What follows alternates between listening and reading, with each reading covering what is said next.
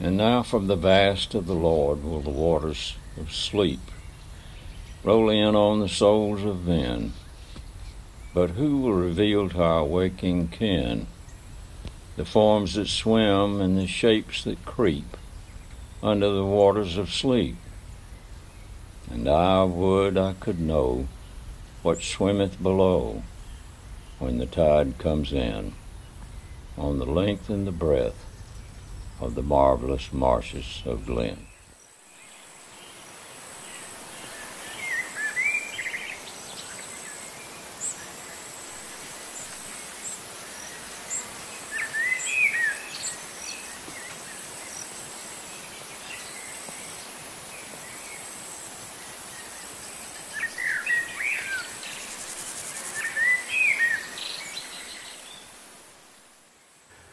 Well, back in the late 1960s, Kerr-McGee Corporation proposed to mine phosphate in the marshes and beaches and river bottoms around Skidaway, Tybee, Wausau, Ossabaw, and St. Catharines Islands.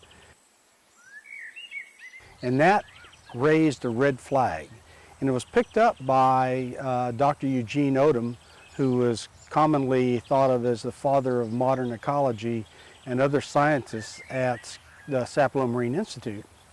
And they again raised a red flag, and it got the attention of a lot of local elected officials. Probably the most important of those was Representative Reed Harris from St. Simons Island. Reed got together with other legislators, scientists, and legislative council and drafted the Coastal Marshlands Protection Act. And that was the genesis of the Marsh Act in 1970, was Reed Harris accepting the call from the scientists and the others that were concerned about that mining proposal by Kerr-McGee. That started the ball rolling, and the legislature worked to develop that Coastal Marshlands Protection Act.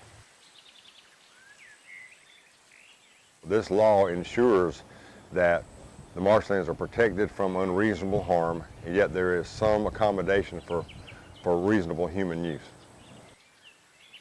Well, coastal marshlands are important nursery areas for a variety of species. Some of the most well-known, of course, are shrimp, crabs, red drum, species like that.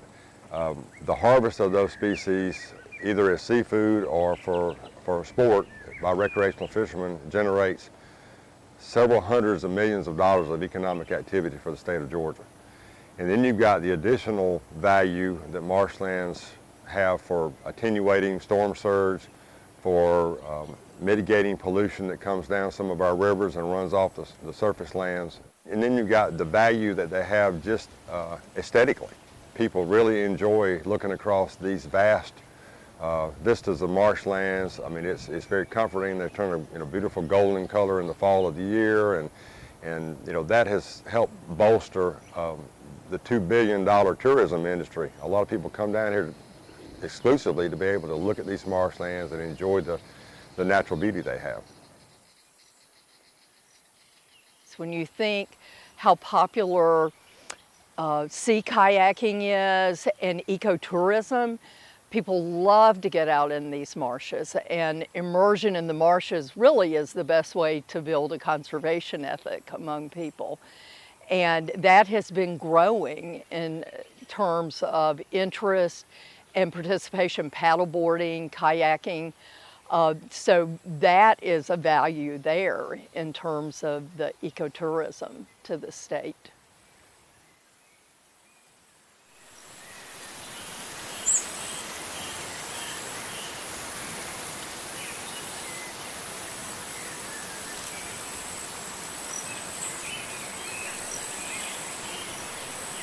When it was originally proposed, a lot of people came out of the woodwork from coastal Georgia and opposed it, and Reed Harris just got lambasted, including his own law firm, that required he come home for a meeting on a Saturday morning, and they told him at that meeting they didn't want him to run for re-election.